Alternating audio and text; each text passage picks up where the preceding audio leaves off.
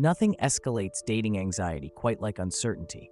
You text her, call her, and show interest, then wonder why she's pulling away. We've all been there. The more you chase, the more she retreats. Today I'll explain why giving a woman space isn't just effective, it's actually your hidden superpower. When you first meet someone amazing, your instinct is to pursue, constantly texting, checking in, and making yourself available 24/7. This approach seems logical. Show her how much you care, right? But psychology tells us this strategy often backfires spectacularly. Let me paint a familiar scenario. You meet someone incredible, smart, beautiful, captivating.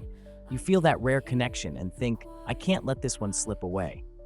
So what happens? You text good morning before she's awake. You check in throughout her workday.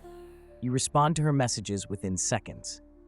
You make yourself completely available whenever she wants. Initially, she might seem receptive, responding with enthusiasm, emojis, and genuine interest. But gradually, something shifts. Her replies get shorter, the response times stretch longer. Your jokes that once made her laugh now get a simple haha. Eventually, you're staring at your phone, wondering why she's taking hours to answer a simple message.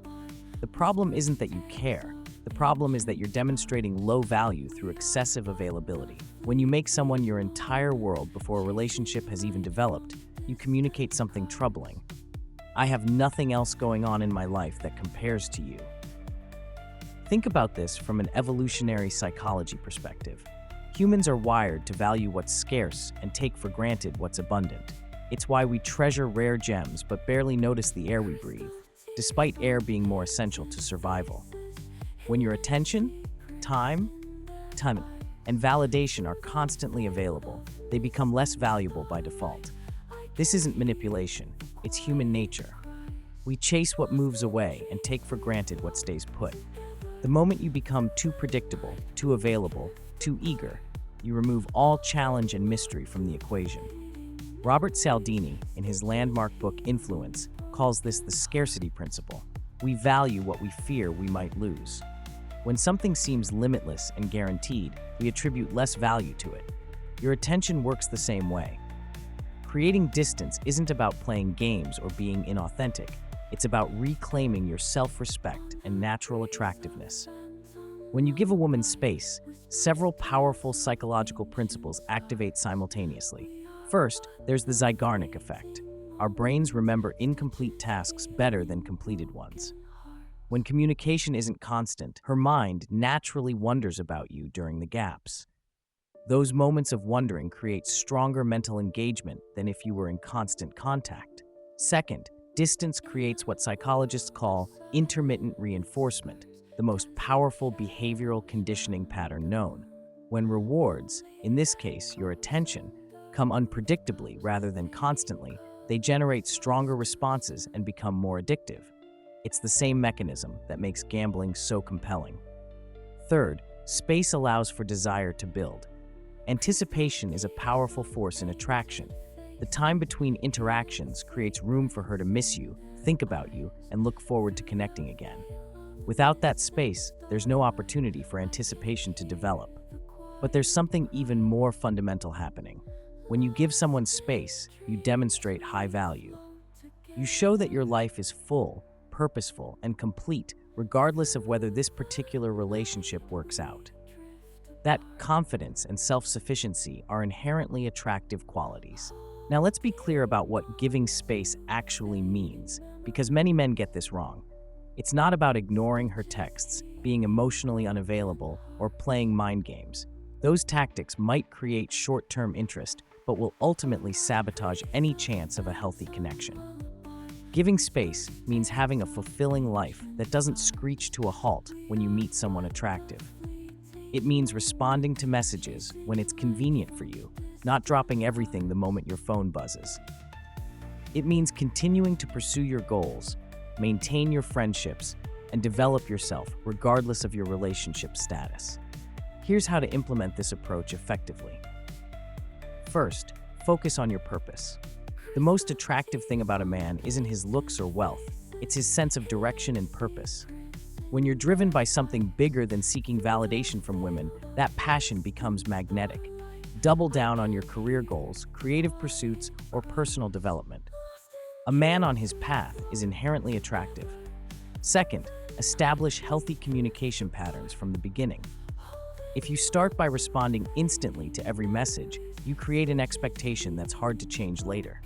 Instead, respond when it makes sense within your schedule. Sometimes that's immediately, sometimes it's hours later. The key is that your time remains yours. Third, maintain your social connections. Many men make the mistake of abandoning friends the moment a romantic prospect appears. This creates unhealthy dependency and removes the social proof that made you attractive initially. Continue investing in friendships and family relationships. Fourth, create natural space in your schedule. Don't artificially delay responses or pretend to be busy. Actually be engaged with your life. When you have legitimate reasons for not being constantly available, it's authentic rather than manipulative. Fifth, be fully present when you are together. The counterbalance to giving space is being completely engaged when you do spend time together. Put the phone away, listen actively, and be in the moment.